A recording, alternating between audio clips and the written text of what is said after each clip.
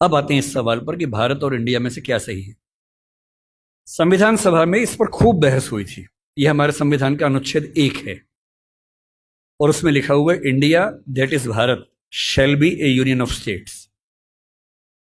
बड़ी इंटरेस्टिंग बात है कि उस समय डिबेट थी कि भारत का नाम भारत रखें या इंडिया रखें। कुछ लोगों ने आर्यव्रत भी कहा, आर्यव्रत कहा, कुछ ने हिंदुस्तान कहा, सब नाम चले। अंत में सहमति बनी कि नहीं, भारत और इंडिया ही ठीक है। नेहरू जी ने खुल के तो नहीं, पर नेहरू जी के पर्सपेक्टिव से जो बात वहां पर ज्यादा आई वो ये थी कि हमारे संविधान के बनने की प्रक्रिया में जो बहुत सारे एक्ट थे जो अंग्रेजों ने बनाए थे, जैसे इंडिया इंडिपेंडेंस एक्ट 1947 का है, 1935 का एक्ट था, उन सब में इंडिया का इस्तेमाल था। उस समय के भारत की तरफ से जो समझौते अंतर्राष्ट्रीय थे उन सब में इंडिया नाम था। पश्चिम की दुनिया हमें इंडिया के नाम से जानती थी, अमेरिका हो, फ्रांस हो, कोई भी हो, सब इंडिया जानते थे। नेहरू जी का मिजाज जो था वो ये भी था कि हमें ग्लोबल पर्सपेक्टिव में चीजों को देखना है, पूरी दुनिया से संवाद करना है, क्योंकि उनकी रुचि अंतर्राष्ट्रीय मुद्दों में ज्यादा थी, बहुत ज्यादा थी। मेरे ख्याल से इन सब वजहों से तय हुआ कि हम अपना नाम इंडिया रखेंगे, पर इंडिया के बराबर महत्व भारत का भी रहेगा। तो लिखा गया India that is Bharat. India जो कि भारत है, राज्यों का एक संघ होगा। 4 दिन पहले की बात है, मैं हॉलैंड में एक टैक्सी में बैठा हुआ था। इंटरेस्टिंग बात सोच के देखिए, टैक्सी का ड्राइवर मोरक्को का रहने वाला था। उसको जैसे ही पता लगा मैं भारत से हूं, उसने मुझसे यही सवाल पूछा। उसने कहा कि यू आर फ्रॉम इंडिया? मैंने कहा yes. We are listening to a debate India और Bharat, what do you think? मैं बड़ा चकित कि ये मोरक्को का आदमी हॉलैंड में रहता है, इसके मन में ये सवाल आ रहा है। तो मैंने कहा कि ये तो राजनीतिक कारणों से हुआ है, लेकिन बात अपने आप में सही है। मैंने कहा जैसे बॉम्बे मुंबई हुआ, मुझे खुशी हुई, क्योंकि मुंबई की आबादी के लिए मुंबई में जो मजा है वो बॉम्बे में नहीं है। बॉम्बे तो अंग्रेजों ने नाम दिया था। कोलकाता को कैलकाटा अंग्रेजों ने किया, तो बंगाल के लोगों ने कोलकाता कर दिया उसको।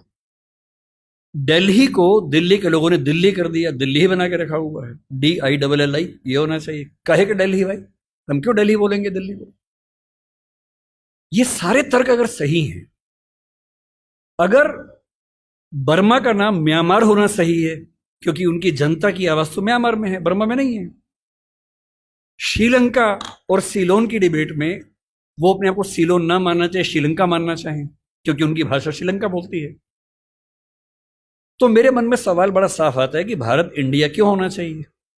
मैं फिर स्पष्ट कर दूं, मैं सरकार के पक्ष में नहीं बोल रहा हूं, मुझे उनसे रत्ती भर मतलब नहीं, मैं एक विचार की बात कर रहा हूं।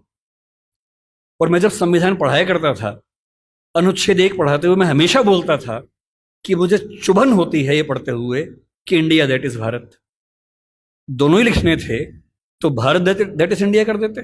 अगर दोनों ही लिखने थे, ठीक है, दोनों रखें, क्या दिक्कत है। इंटरेस्टिंग बात इसके बाद है, मोरक्को के उस ड्राइवर ने उसके बाद पता क्या कहा, हिंदी में अगर बताऊं, बोले अच्छा अच्छा ये मामला है, अब समझ में आया। फिर बोले कि बड़ी इंटरेस्टिंग बात है, हमारा नाम मोरक्को पड़ गया फ्रेंच लोगों की वजह से। मोरक्को के लोग मोरक्को को मगरिब बोलते हैं। और जब मैं सऊदी अरबिया गया, सऊदी अरब के लोगों ने मुझसे पूछा कहां से आए हो, मैंने कहा मोरक्को। उन्होंने इस भाव से देखा कि मैं पागल हूं, बोले नहीं, मगरिब से आए हो। अगर मगरिब की आबादी खुद को मगरिब कह के खुश है, तो उसे फ्रेंच लोगों की वजह से मोरक्को क्यों कहा जाए? इंडिया शब्द वेस्ट ने दिया और बुरे भाव से दिया। उनकी नजर में इंडियन होने का मतलब है बहुत पिछड़ा हुआ होना, रेड इंडियंस, वेस्ट इंडियंस। तो आज ये क्यों हुआ, मैं समझता हूं कि राजनीतिक निहितार्थ है और उस राजनीति में मेरी रुचि जरा सी भी नहीं है। लेकिन ये आज हो या कभी भी हो, मैं इस पक्ष में हूं कि देश का नाम देश की भाषा में होना चाहिए और देश की भाषा भारत के पक्ष में है।